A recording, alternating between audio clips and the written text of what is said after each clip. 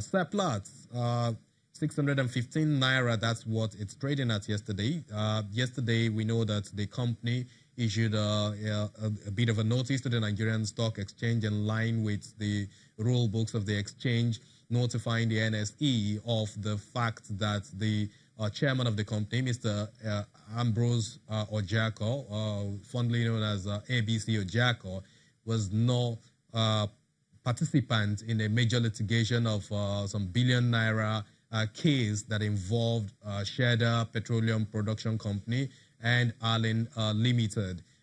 We know that the company also informed the exchange that it will continue to update the NSE on activities or other matters unfolding as related to that litigation. So yesterday, the market saw Seplat closing at 615 naira after it had moved from 620 naira to this current level the previous day. Total PLC yesterday, 183 naira, remaining flat as well yesterday after investors exchanged some 53,359 units of its shares yesterday, but there was no price movement. The only company or stock that had a movement yesterday, but it was negative. Unfortunately, that wasn't positive. It was negative. That's Etana Oil PLC.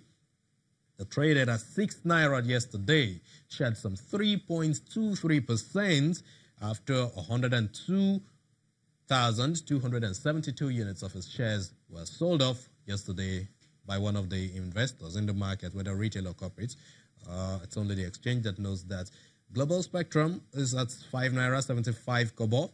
No trading till date. Japol was basically flat yesterday in spite of a 2.989 million units of shares traded on the counter. Capital Oil, you know how it is, not trading. And RAC Unity, of course, no trading as well yesterday. This takes us to the NASD OTC, where we continue to see traction there. It's been stubborn. The USI remaining stubborn, 704.11 basis points. That's the level that the index is standing at as we speak, rising yesterday some 107 basis points, with market capitalization moving by the same percentage to 489.37 billion naira. Volume of shares 201,111 for a value of just 2.51 billion naira. We saw Ensure PLC moving again. Mastcom PLC was one of the top traded securities as well. Ensure PLC, despite the technical suspension on it, so that the takeover merger will continue to hold. We also saw Mastcom, we saw CSCS, UBN Properties, some of the major companies yesterday that shaped the unlisted securities market in Nigeria. Let's go to the fixed income market, where things were quite mixed yesterday at the bond segment. Proceedings in the bond market was mixed. Average yield was flat at 14.93%. We saw sell pressure at the long end of the curve, while the July 2034, which had to expand by some 10 basis points, witnessed the largest expansion. That's 10 basis points yesterday. That's the 2034 security. And if you look at the price there, it's priced at 81 naira 64 kobo after we saw the value of 2.10 billion naira exchanged at the counter, and you saw 8 deals across that end of the market, and that's about the largest deals that we had in terms of the bonds market yesterday. The demand for February 2020 bond saw some contraction in its yield by 9 basis points, and that led to the 2 basis points decline that we saw at the short end of the curve. In terms of the Treasury bills segment, Treasury bills market was bearish yesterday.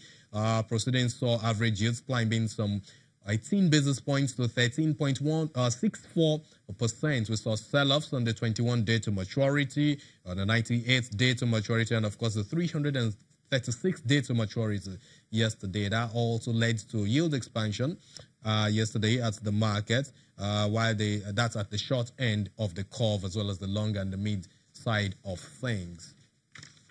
Now, a little bit of review of earnings, because it's earnings season and we know how this happens. A lot of them just keep trickling in surprisingly when you least expected some of those companies to be issuing theirs. Well, the one we had yesterday was that of Zenit Bank. Investors or traders woke up to that on the floor of the Nigerian Stock Exchange, and of course on their systems if you're doing some remote trading. Zenit Bank was the one that came in yesterday, releasing its 9 months financial statement for the period ended September the 30th, 2018, and showing a slight impressive overall performance in the company's earnings.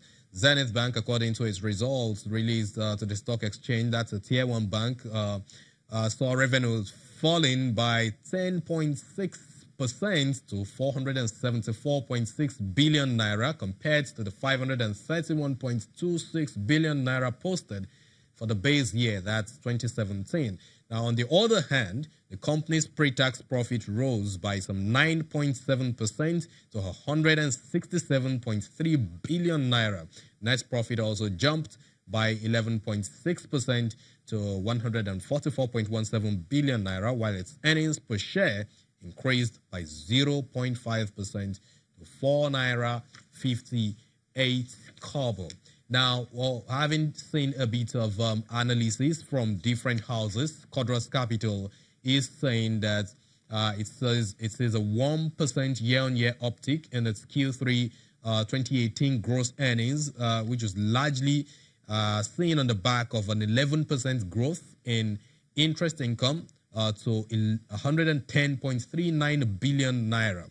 Now, the interest earned on customer loans was just 8.35%, which is positive year-on-year, and government securities for Zenit Bank was positive by some 44% year-on-year. Those were the major drivers of the increase in its interest income. On the other hand, we saw a decline in fees and commission income, which fell by 30% year-on-year and 10% quarter-on-quarter. Well, this is what we know so far about Zenith Bank.